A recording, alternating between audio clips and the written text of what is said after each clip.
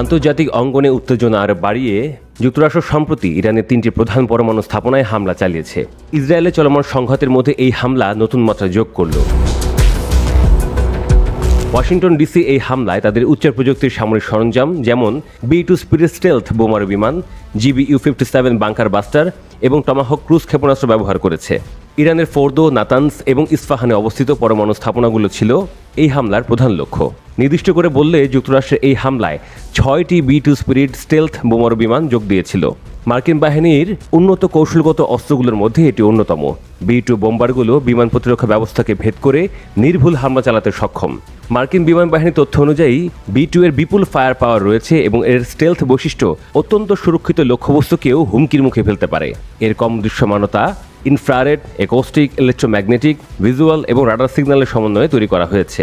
অত্যাধুনিক প্রতিরক্ষা ব্যবস্থাও সহজে B-2কে শনাক্ত, ট্র্যাক এবং আক্রমণ করতে পারে না। প্রতিটি B-2 বোমারুর দাম প্রায় $2.1 বিলিয়ন, যা এটিকে এখন পর্যন্ত নির্মিত সবচেয়ে ব্যয়বহুল সামরিক বিমানগুলোর একটিতে পরিণত করেছে।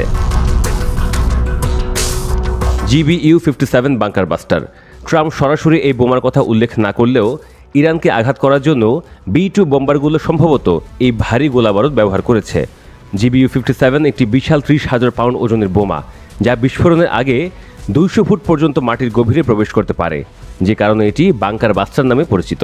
অন্যান্য ক্ষেপণাস্ত্র বা বোমার চাইতে এটি ভিন্ন, কারণ এটি বিস্ফোরণের আগে পৃথিবীর পৃষ্ঠকে ভেদ করে, যা এর প্রভাবকে বহুগুণ বাড়িয়ে তোলে। GBU-57 মার্কিন সামরিক বাহিনীর সবচেয়ে শক্তিশালী বাংকার বাস্টার। এটি প্রায় 20 ফুট লম্বা এবং 2.6 ফুট ব্যাসযুক্ত। এই অত্যাধুনিক অস্ত্রটি এয়ারফোর্স রিসার্চ ল্যাবরেটরির মুনিশনস ডিরেক্টরেটে তৈরি করা। টমাহক ক্রুজ ক্ষেপণাস্ত্র। প্রতিবেদন অনুযায়ী মার্কিন সাবমেরিনগুলো আজ ইরানের স্থাপনাগুলোতে হামলার সময় 30টি টমাহক ক্রুজ ক্ষেপণাস্ত্র নিক্ষেপ করেছে। টমাহক একটি দীর্ঘ পাল্লার ক্রুজ ক্ষেপণাস্ত্র যা ভূমিতে হামলায় ব্যবহৃত হয় এবং মার্কিন জাহাজ ও সাবমেরিন থেকে নিক্ষেপ করা যায়। উড্ডয়নকালে স্যাটেলাইট যোগাযোগের মাধ্যমে লক্ষ্য পরিবর্তন করার ক্ষমতা এই ক্ষেপণাস্ত্রগুলোকে মারাত্মক করে তোলে।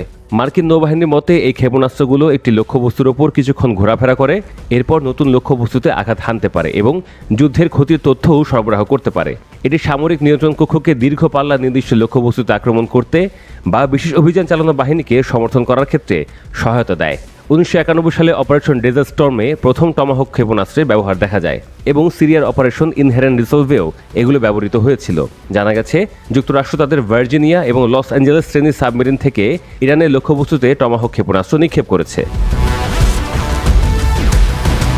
এও জানা গেছে যুক্তরাষ্ট্র এই অভিযানে বিমান সহায়তা দেওয়ার জন্য F-22 র্যাপটর এবং F-35A লাইটনিং যুদ্ধবিমান ব্যবহার করেছে।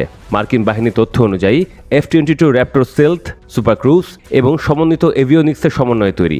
এটি দ্রুত ও বিশাল দূরত্বে বিমান আধিপত্য প্রতিষ্ঠা করতে সক্ষম। F-22 র্যাপটরের সাথে যোগ দিয়েছিল F-35A লাইটনিং যুদ্ধ বিমানও। এটি মার্কিন বিমান বাহিনীর এটি পঞ্চম প্রজন্মের যুদ্ধ বিমান, যার উচ্চ পর্যায়ের স্টেলথ ক্ষমতা রয়েছে। F-35A 8,000 কেজির বেশি পেলোড বহন করতে পারে।